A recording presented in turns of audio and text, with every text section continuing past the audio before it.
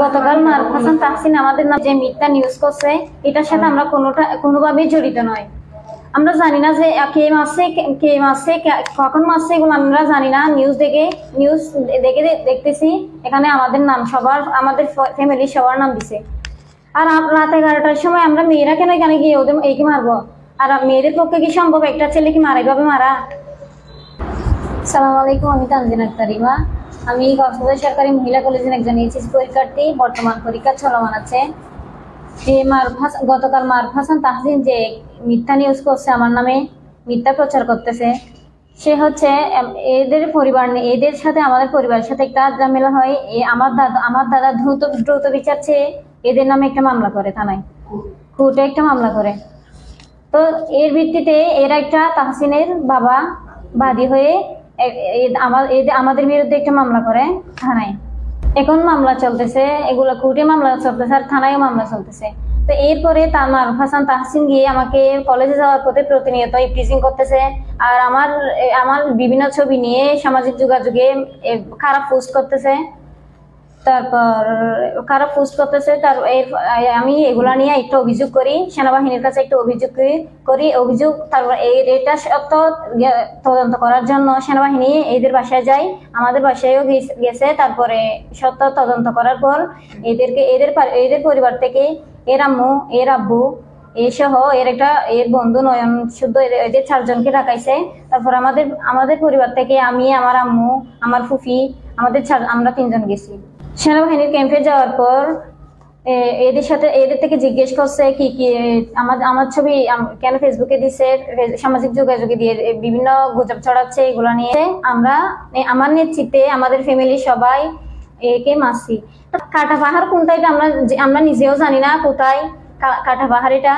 তারপর গতকাল রাতে যে দেখলাম মারুফ হাসান তাহসিন মিডিয়ায় এসে আমাদের নামে গুজব ছড়াচ্ছে।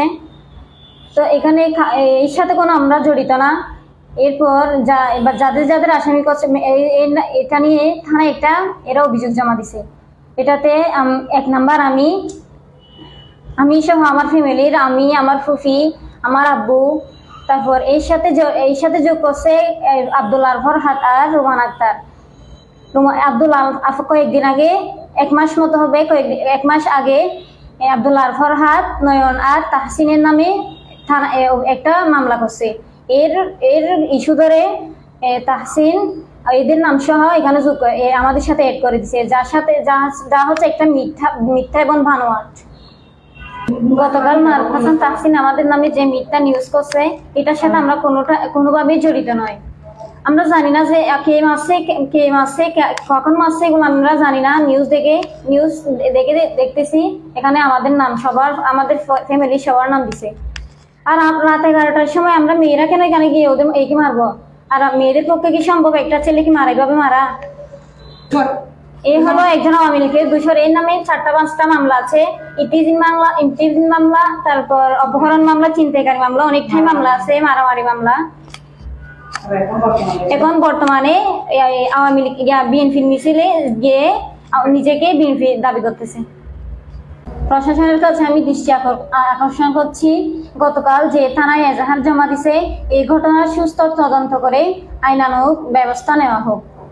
রোমান আর ফরহাদ তারা দুজনেরও আর মামলা ঢোকা দিয়ে তারা এখন আর কিছু নয়, প্রতিবেশী তাসিন তারা মামলা করছি, তাসিন তারাল্লা মামলা করছি দুপক্ষে। ইয়ার মাঝখানে যায় তাসিনে আর মায়ে পরে কি করে কলেজের আসা যাবার পথে ডিস্টার্ব করানোর পরে আর একখান অভিযোগ দিই ফেকাদি খুলি বিচারে রেঙ্গরে আর এর পরে কান সঙ্গে সেনাবাহিনীরে অভিযোগ দেওয়ানোর পরে সেনাবাহিনীরে ডাকিয়ে দুপক্ষে ডাকানোর পরে সেনাবাহিনী আরারে মিনমাট করে দেওয়ার পরে আর ঘরত বাড়ি যাওয়ানোর পরে আবার ফোন দিয়ে ইটার নাকি বলে তাসিনের বলে হালা পাহাড় নিয়ে যায় বলে আরা মাইজি এটা একখান থানার মধ্যে অভিযোগ দিয়ে আর কি মাইয়ে ভাইন কি তার তাসিনের মারি খাইজ লাইটের 11:30 বাজে তখন তো আর ঘরত দিয়ে গই তার হদিন অভিযোগ আছে, এটা মামলা আছে ইনাছে তার পক্ষে যদিও মানুষ গিয়া আছে ইটার লাই শত্রুমি আছে শত্রুমি গিয়া করে এটা মামলা আছে 3-4 মামলা হাইয়ে হনামাই যে আর চাপাই দিয়ে ইন আর ঘটনা আছে সুস্থ বিচার চাই।